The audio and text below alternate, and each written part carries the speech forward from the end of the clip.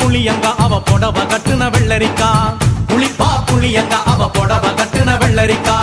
பார்த்தா பாவக்காயிலம் பருவத்தில கொசாக்கா பார்த்தா பாவக்காயிலம் பருவத்தில கொசாக்கா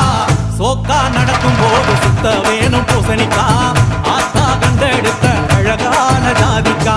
புளிப்பா புளியங்க அவ புடவ கட்டுன வெள்ளரிக்கா புளிப்பா புளியங்க அவ புடவ